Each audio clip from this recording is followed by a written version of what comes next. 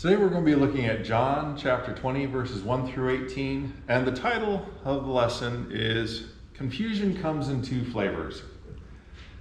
Okay, yes, I was thinking about food when I came up with this title. In particular, I was thinking about banana splits. I like banana splits a lot. It was my first favorite food. Probably for all the wrong reasons. It had nothing to do with the banana split. It had to do with what it came in. It came in a little banana boat, which meant if I was going to my grandmother's cottage, that meant I had a boat to play with in the lake. And if I wasn't going to grandma's cottage, it means I was going home, and it meant I had a boat to play with in the bathtub. Cool. Well, as I got older, I got more mature about my banana splits. And if Vicky's in a positive mood, she will say that it is a possibly overwhelming experience of flavors. Or if she's not in a positive mood, she'll just tell you my banana splits are yuck.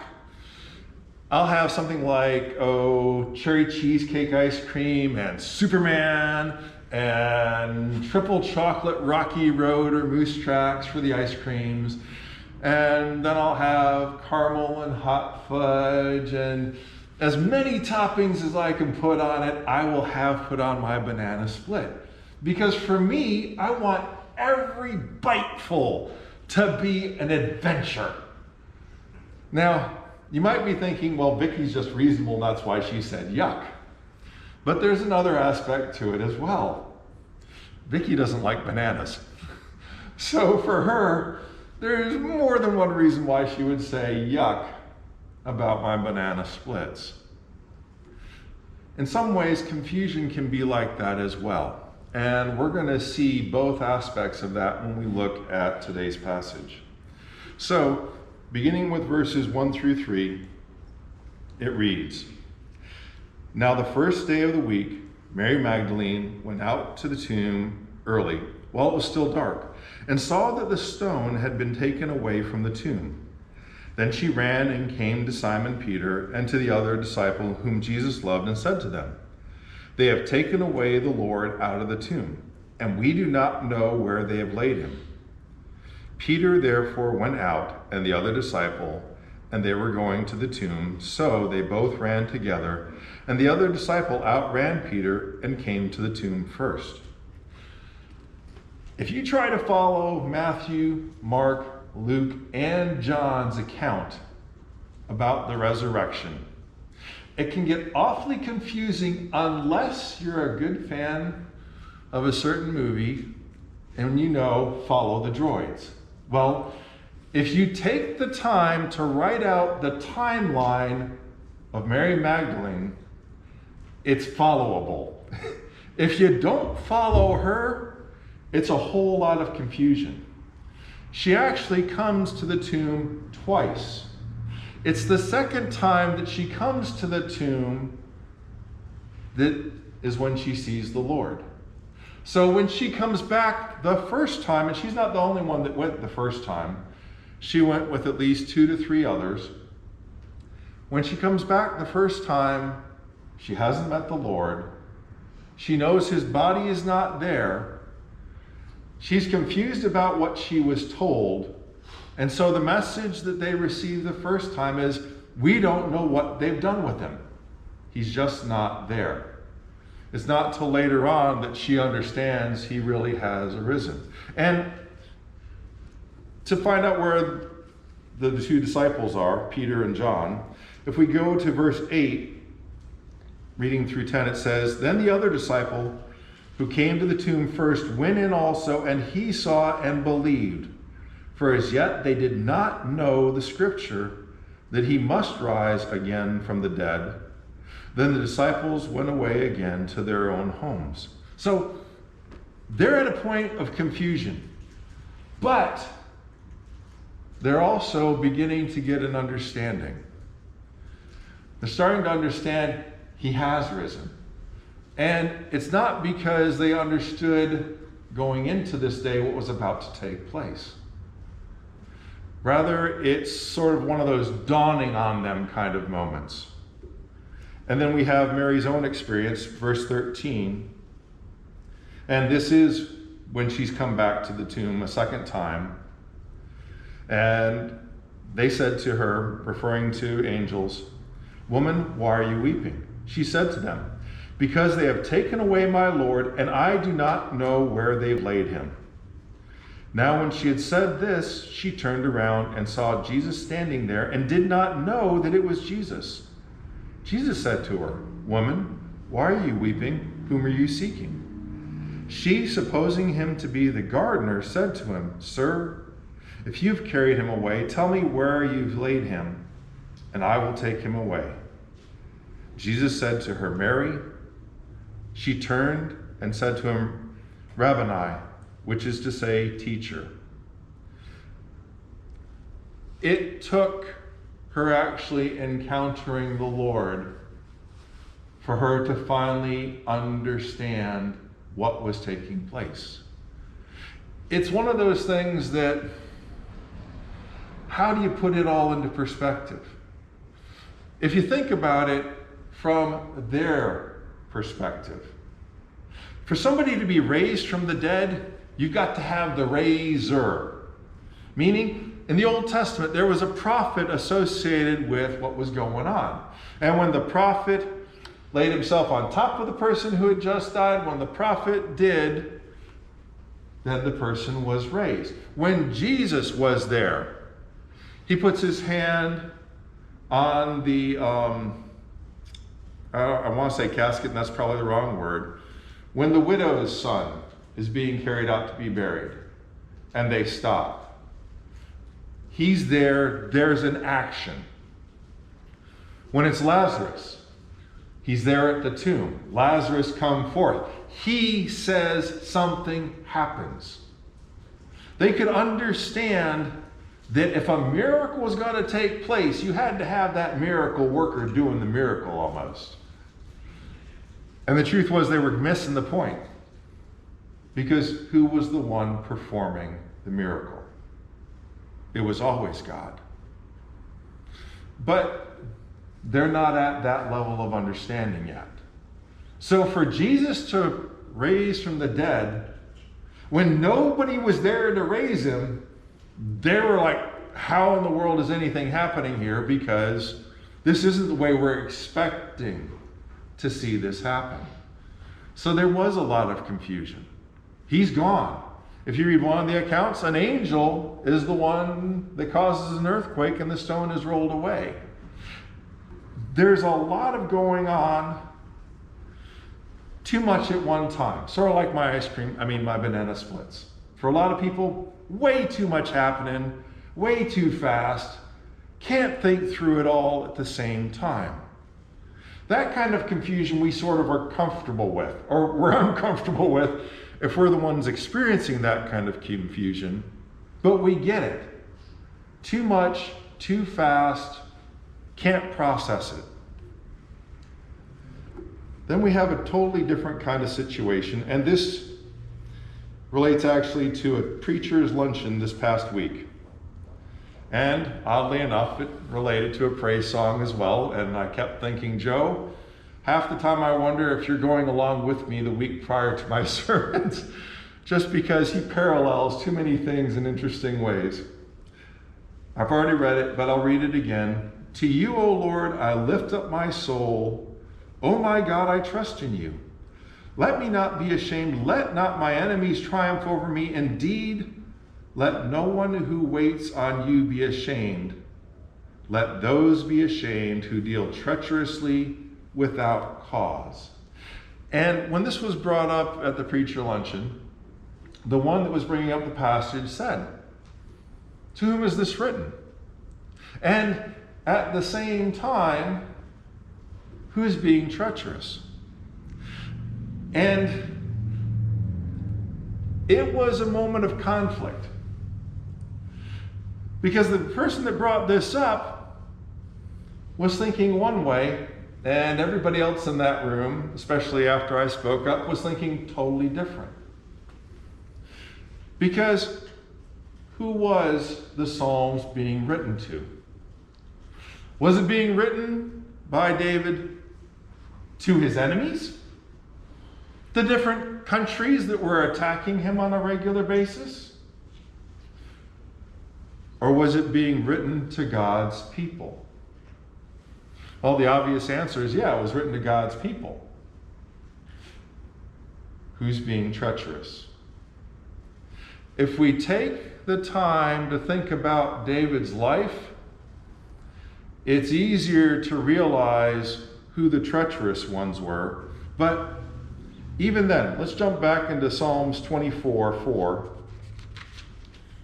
where it says, "He who has clean hands and a pure heart, who has not lifted up his soul to an idol, nor sworn deceitfully."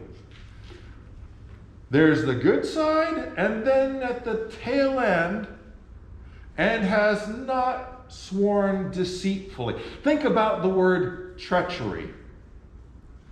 Is the treacherous one the enemy who you know is your enemy who attacks you? Or is the treacherous one the one you believe to be your friend who knifes you in the back? And if we move forward to the latter part of Psalms 25, in verse 22, "Redeem Israel, O God, out of all their troubles." Psalms 25 is David talking about his relation to God. There's only 2 points where he deviates from that. When he's talking about the treacherous, and at the end when he talks about redeeming Israel. Too often, Israel as a nation was dealing treacherously with God. Too often, throughout David's life, there were too many in Israel who would deal treacherously with David. Fact is, there's only one man out of all those that served David who didn't act treacherously towards him at some point in their service. Think about that. Only one that didn't at some point knife him in the back. There were a lot of treacherous individuals in David's life. But as I said, treachery is a friend who plays you false. Let's look at some other passages from the Old Testament on this. In Isaiah chapter 48, verse 8, it says, "Surely you do not hear, surely you do not know. Surely from long ago your ear was not opened. For I knew that you would deal very treacherously and were called a transgressor from the womb." And the concept here isn't that it hadn't been opened, it was that it was closed. It was closed on purpose and it was being kept closed. You knew the truth and you're still acting. We've seen this quite a few times when looking through John. Moving farther forward to Jeremiah, and that's in chapter 3, beginning with verse 2, and my pages are still too thin. That was Jeremiah chapter 3. I'm sorry, not verse 2, verse 20.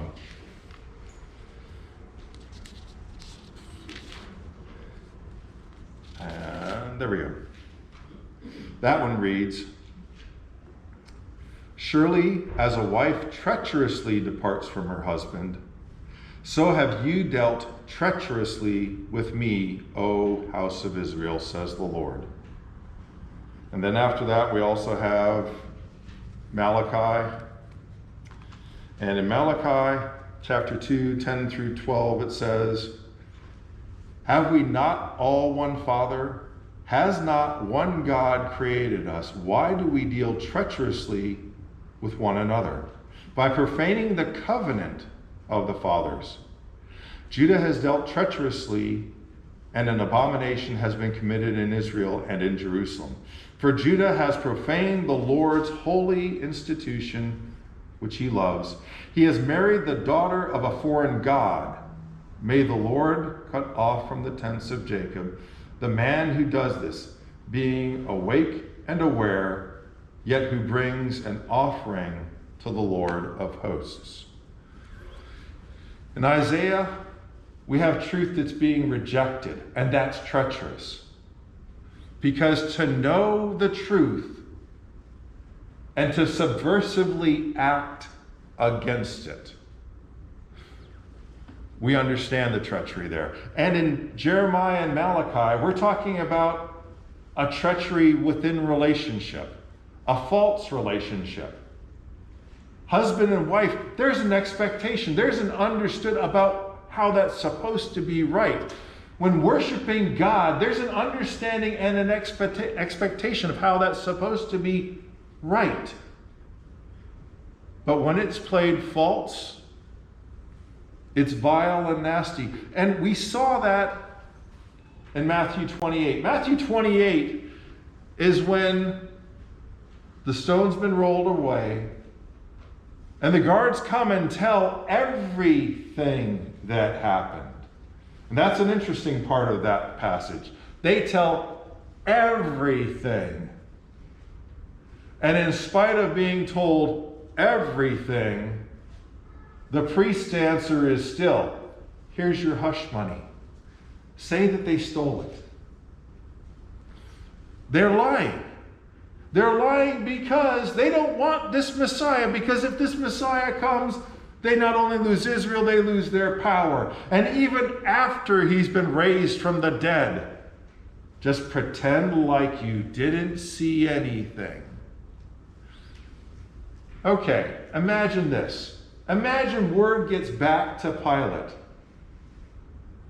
I heard the body is gone. Yes, they came and overwhelmed us. Really?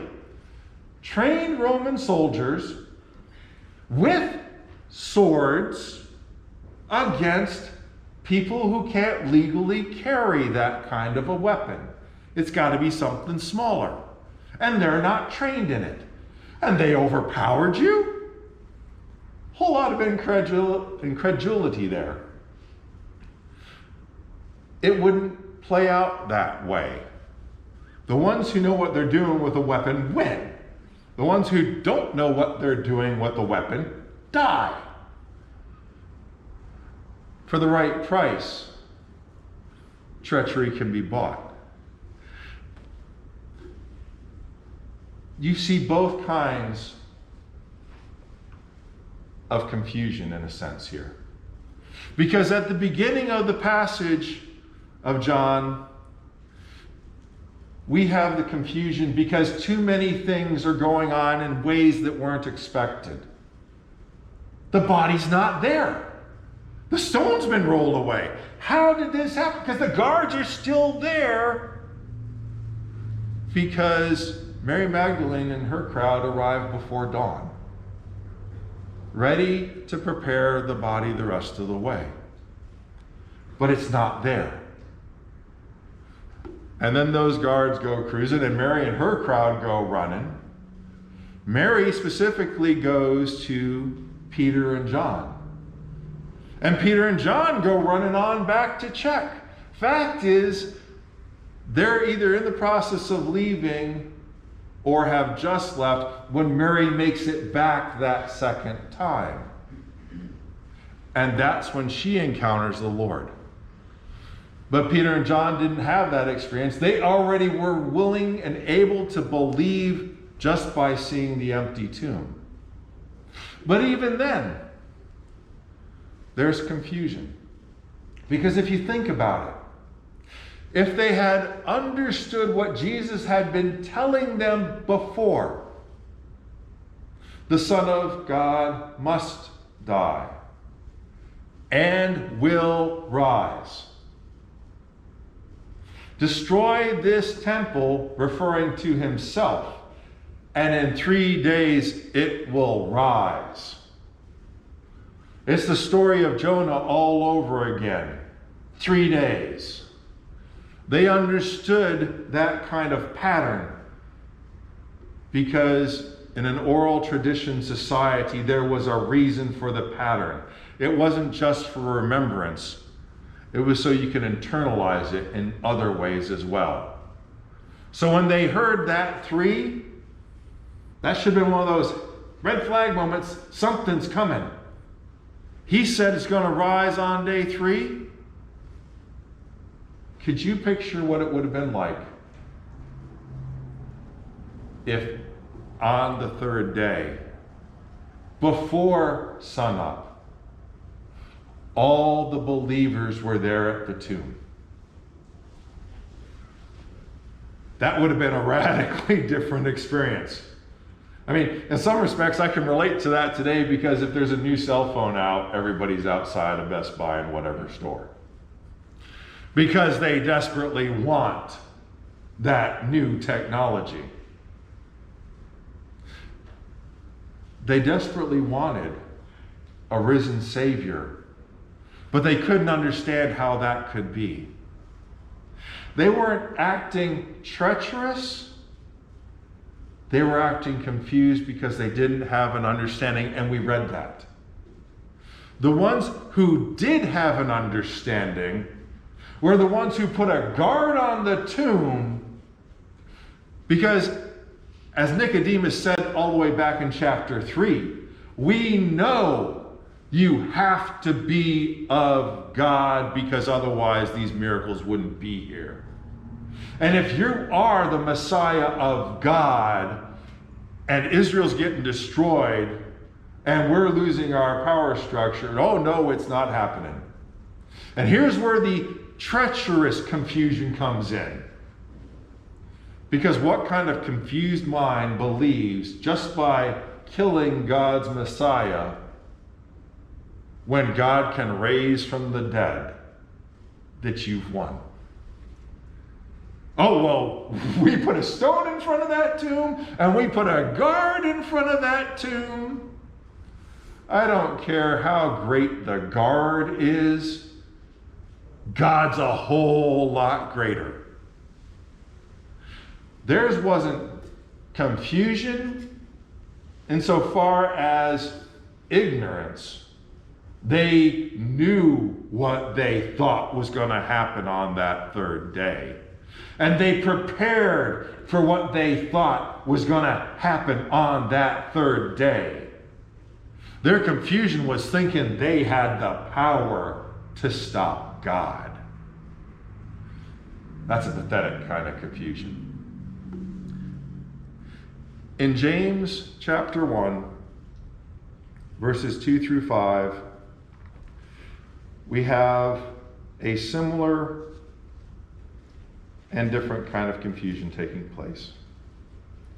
Similar insofar as, okay, like today, sometimes in life there's a lot going on. Reading with verse 2, my brethren, count it all joy when you fall into various trials, knowing that the testing of your faith produces patience, but let patience have its perfect work, that you may be perfect and complete, lacking nothing. If any of you lacks wisdom, let him ask of God, who gives to all liberally and without reproach, and it will be given to him. Facing trials isn't one of those comfortable places. Facing trials and tribulations isn't one of those things where we go, oh, of course. We go, why me? Why now? Why this way? And when it gets to be overwhelming because of the mess that this world is in, whether it be the health, the political, the societal problems going on, oh wait, we got all 3 happening at the same time. It's understandable that it can be overwhelming. But there's an answer that was given. When you feel it's all getting blown away, go to God. Because he can give you the answer, the strength, the conviction to overcome that confusion. But then there's what follows next. Verse 6 and following, but let him ask in faith with no doubting. For he who doubts is like a wave of the sea, driven and tossed by the wind. For let not that man suppose that he will receive anything from the Lord. He is a double-minded man, unstable in all his ways. Oh, I trust you, Lord, but just in case you're not good enough, I'm doing this extra bit myself. Just in case you're not good enough? How great is our faith in God when we're banking more on our own insurance policy than we're trusting in God? You're my friend, but when that three-letter word rises up, what's the truth? The truth is, we're not trusting God when but raises its head. The truth is, we're not convicted of our relationship with God because He may not be concerned enough about all I'm going through. Who's the one being double-minded? Who's the one showing a lack of commitment in the relationship? The one who's praying but isn't really sure that God cares enough to do what we think is the right answer.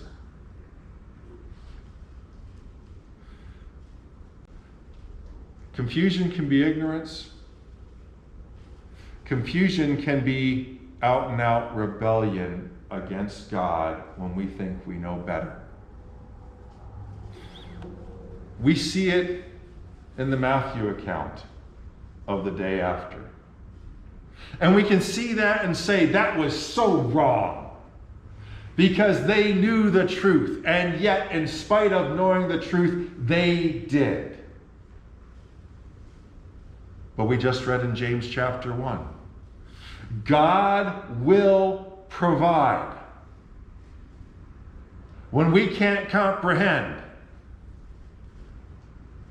Do we rely on God to be faithful to His word? Or do we try to, like the Israelites of old, sort of scooch on closer to that other God? Because just in case this one isn't enough, I'll have my secondary God on standby. Oh, well, we don't have gods today. Don't we? What are the insurance policies we take out in life against God failing? Oh, well, we don't do it that way, don't we? It's one thing to have a comorbidity right now and be staying home. That's almost common sense. Because with the comorbidity, the odds are stacked against you health-wise. You're doing the reasonable thing. It's like not coming to church when you've got the cold. Why? Because the reasonable thing says, if you've got the cold, you're going to spread it. So we don't want you coming to church when you're sick. Just like if you've got that comorbidity, you don't need to come. We get it. But when there's no morbidity and you're not coming to church, but you'll go to the grocery store, that's not just playing hooky. It's spiritual treason. It's not taking a holiday from God. It's like what we saw back in Isaiah. You're in a relationship that's as committed in husband and wife, and you're not bothering to come home. And it's not because you're working late. It's because you're putting your faith elsewhere, or worse, you're just walking away from God. The scary thing is, we don't live in a vacuum. There's a whole world around us. And when we claim to be Christians, and our faith is in something other than God, what are we telling them? What's the message they're hearing from how I live relative to my faith in God? And I'm not just talking about the virus. I'm talking about the actions I choose on a daily basis. If I'm there joking around with everybody when the jokes are a bit off color, what's the message I'm sending? If I'm there in the thick of the gossip, oh really? What's the message I'm sending? If I'm more concerned about how much fun I can have than helping a brother that I know is in need at that time, what's the message I'm sending? If our actions are double-minded, sometimes, yeah, it is confusion because we may not be that mature. And we talked about that last week. But sometimes, when we really know better, the confusion is the treacherous kind. It's a choice. And when it's a choice, it's not like the apostles and Mary who were confused. It was sin. And the truth is, when we know better and we're not acting in a way that represents our faith in God in our daily walk, the one we're knifing in the back is God. We can choose between our best effort, confusion because we haven't taken the time to put this in here, or if we're claiming that I'm a mature Christian, I've been a Christian for this many years, I know the word, that's why I don't read it anymore, because I've already read it and I know what it says. And what are you doing? It's treachery to claim to be a Christian and not live the standard we're claiming. In 1 Peter chapter 2, verses 6 and verse 8, we have a standard. That standard is Christ. He came, he served, he sacrificed. And when we believe on him, and I don't mean just in our head, I mean in our heart and in our actions, like David, we will not be ashamed because he will not bring that shame upon us. He's a loving God. How loving? We call him Father. At the same time, though, Christ is the stumbling block. He's a rock of offense. People stumble over him not because he's messed up, but because they're not paying any attention to the truth. As frustrating, as wrong as it was when we read about it from the priests, it's just as frustrating and wrong today when those who call themselves Christians aren't striving to live by that example. We each face a choice. And we face that choice daily. Yes, as was mentioned, there's the recognition that we need the blood of Christ covering us. We take on Christ in baptism not because we've come up with our own standards, but because in God's own word. We see that first played out in the life of Christ, where he was baptized not because of his own sin, but to show obedience and respect to the Father. And then we have the Great Commission. Go and make disciples, teaching and baptizing. He said it for a reason. We follow that example for a reason. But it didn't stop there, or it shouldn't. It should continue daily in our lives, that we get up and we make the choice. I'm going to try better today to serve God, to be an example of the kind of person I'm supposed to be, to reflect the life of Christ in my life, so that that's what the world will see. Am I going to make mistakes? Oh yeah. We're not perfect yet. We're covered by the blood of Christ. And when we get back up after making that mistake and try harder again,